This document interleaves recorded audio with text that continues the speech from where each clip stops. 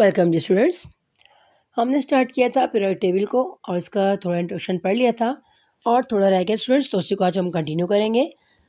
اب جو last time جو ہم نے ویڈیو میں کہا تھا کہ بھئی جو مختلف وقت میں مختلف ایلیمنٹ ڈسکور ہوئے، وقت کے ساتھ ساتھ ان ایلیمنٹس کو کیٹیگرائز کیا گیا، مختلف سائنٹسٹوں نے اپنے اپنے طور پر اس کو کیٹیگرائز کیا.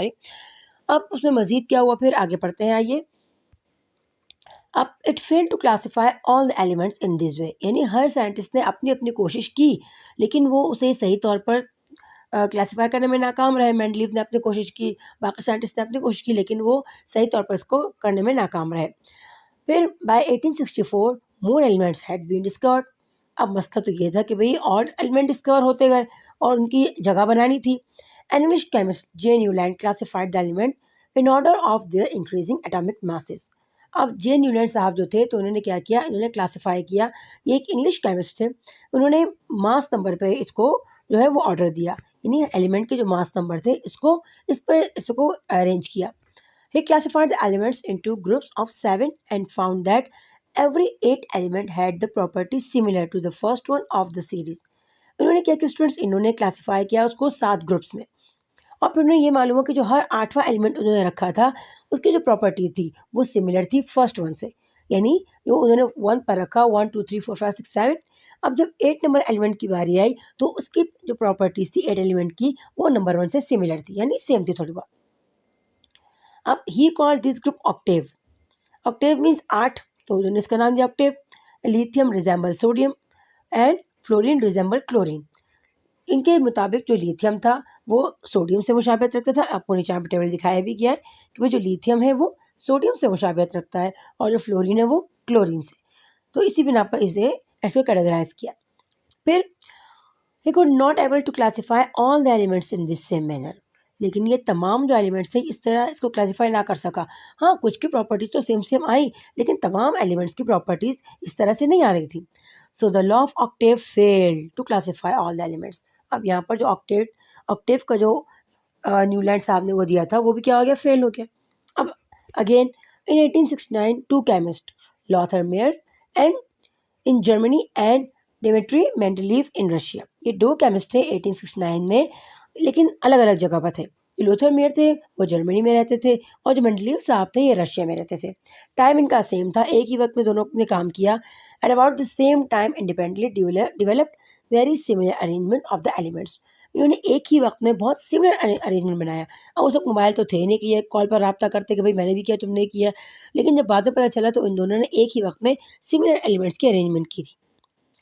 They found that انہیں یہ معلوم ہوا while arranging the elements کہ جب وہ ترتیب دیتے ہیں عناصر کو on order to their increasing atomic mass کی بنیاد پر certain physical and chemical properties are repeated at regular interval.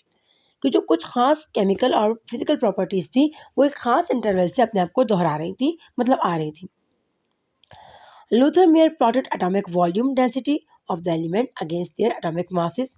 اب لوتھر میئر جو تھے انہوں نے کیا کیا، انہوں نے اٹامک والیوم جو تھے یعنی جو اس کی ڈینسٹیز تھی، کثافت تھی، اس کے لحاظ سے جو ایلیمنٹ کو ارینج کیا اٹامک ماسز میں. اینڈ فاؤنڈ دیٹ انہوں نے معلوم ہوا similar element occupy similar position in the graph. کہ جو ایک جیسے ایلیمنٹ ہیں یعنی پراپرٹیز کے لحاظ سے جو ایک جیسے ایلیمنٹ ہیں ان کو گراف میں ایک جیسی پوزیشن مل رہی ہیں. پھر ڈیمیٹری مینڈلیوز arrange the element in the form of table. اس نے کیا کیا کہ مینڈلیو نے جو ہے اس کو ٹیبل فارم میں دیا، یعنی لوتھر میئر نے اس کو والیوم کے لحاظ سے کیا صحیح، اور جو مینڈلیو تھے اس نے ارینج کیا اس کو ٹیبل فارم میں.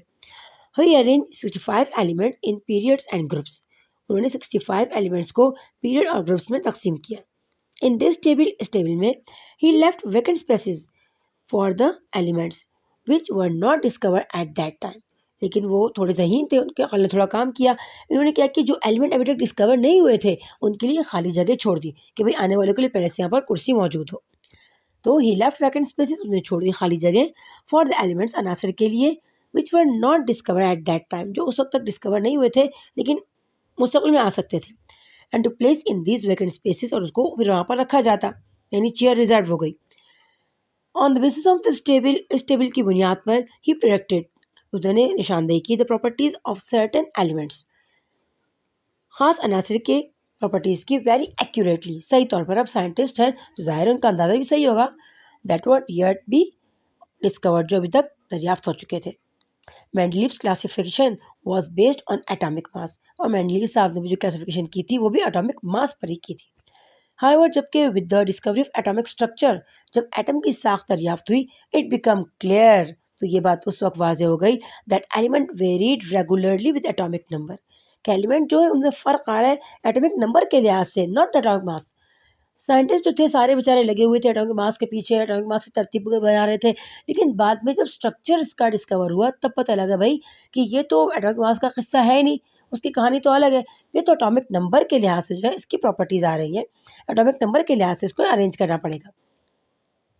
And it also become known that the properties of the element depend on the number and arrangement of electron in each of its atom.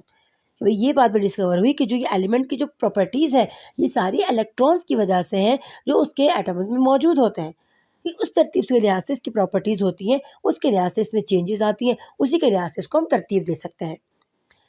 تو اسٹوڈنٹس ہم نے آج کے لیکچر میں پڑھا کہ بھائی مختلف ادوار میں مختلف سائنٹسٹ نے اس پر بہت سارا کام کیا، ہر سائنٹسٹ نے اپنے اپنے لحاظ سے اس کو کیٹیگرائز کیا، اس کو ارینجمنٹ کیا، لیکن ایٹامک ماسز کی بیس پر وہ کرتے رہے. تو بعد میں جو تھا جب آخر میں پتہ لگا کہ بھائی ایٹامک ماس کا تو قصہ ہی نہیں ہے، ایٹامک ماس تو الگ چیز ہے، اس کو جو اسٹرکچر کے لحاظ سے اس کو جو ارینج کرنا ہے وہ ایٹامک نمبر پہ کرنا ہے، اور آج کا جو ہمارا پیریڈ ٹیبل ہے وہ ایٹامک نمبر کے بیس پر ہے، تبھی تو اس کی ارینجمنٹ صحیح آئی. صحیح. تو ہوپ اسٹوڈنٹ آپ کو آج کا لیکچر سمجھ میں آ گیا ہوگا. کوئی بھی بات سمجھ میں نہ آئی اسٹوڈنٹس آپ بلا جھجک پوچھ سکتے ہیں. اپنا بہت زیادہ خیال رکھیے گا، دعا میں ضرور یاد رکھیے گا.